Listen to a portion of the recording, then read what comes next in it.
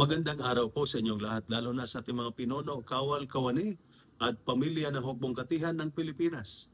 Ako po si Father Dion, isang paring Katoliko ng Military Ordinariate of the Philippines at ang Post-Catholic Chaplain ng Headquarters and Headquarters Support Group ng Philippine Army.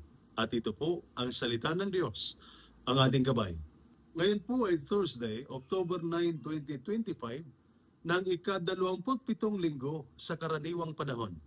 Ang ating mga pagbasa mula sa banal na kasulatan sa araw na ito ay nagpapaalala sa atin ng pananampalatayang naghihintay at panalangin nagtitiwala. Sa ating unang pagbasa mula sa aklat ni Malakias, chapter 3, verses 13 to 20, ipinapaalala sa atin na hindi nakakalimot ang Diyos sa tapat. Sa unang pagbasa, nagreklamo ang bayan. Walang saysay ang maglingkod sa Diyos. Ano ang pakinabang sa pagsunod sa kanyang mga utos? Nakita nila na ang masama ay umuunlad, habang ang matuwid ay nahihirapan. Ngunit tugon ng Diyos, sila'y magiging akin.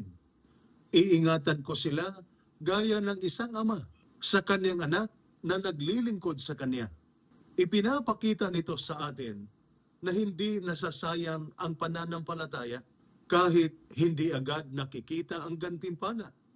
Hindi nakakalimot ang Diyos. Sa tamang panahon, ibibigay niya ang hustisya at pagpapala sa kaniyang mga tapat. Sa ating ebanghelyo, mula sa ebanghelyo ni San Lucas, chapter 11, verses 5 to 13, inaanyayahan tayong humingi, humanap at kumatok. Sinabi ni Jesus, humingi kayo at kayo'y bibigyan. Humanap kayo at kayo'y makakasumpong. Kumatok kayo at kayo'y pagbubuksan. Tinitiyak niya na ang Diyos, ang ating Ama, ay nagbibigay ng mabubuting bagay sa kaniyang mga anak. Kung ang mga magulang dito sa lupa ay marunong magbigay ng tinapay sa halip na bato, gaano pa kaya ang Diyos na magbibigay ng Espiritu Santo sa mga humihingi sa Kanya? Ibig sabihin, hindi walang saysay ang panalangin. Minsan ang sagot ay oo, minsan ay hindi pa ngayon, at minsan naman ay mas higit pa kaysa hinihingi natin. Ang mahalaga ay magtiwala sapagkat alam ng Diyos ang ating tunay na pangangailangan.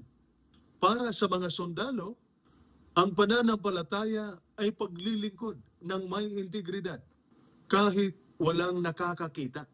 Ang panalangin, ang inyong lifeline sa battlefield at ang inyong lakas sa panganib at ang inyong kalasag laban sa takot.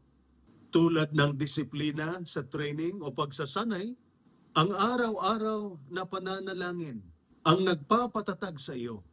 Para sa miyembro ng pamilya, ang pananampalataya ay ang mananatiling umaasa kahit mabigat ang sakripisyo.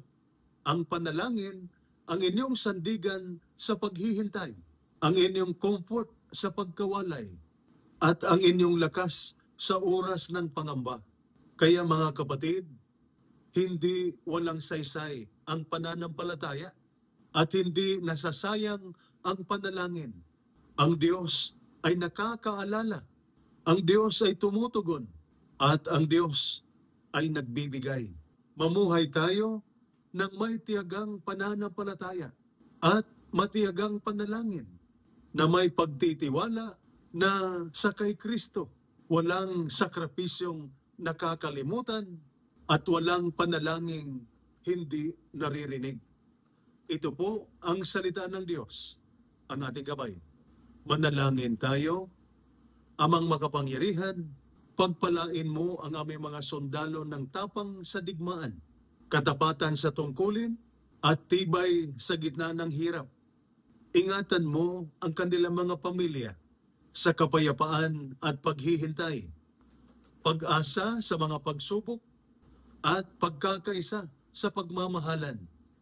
Huwag mo kaming hayaang mapagod sa paghingi, paghanap at pagkatok, sapagkat Ikaw ang amang laging nagbibigay at nagmamahal sa pamamagitan ni Kristo na aming Panginoon. Amen. San Miguel Arcangel, ipagtanggol mo kami. Amen.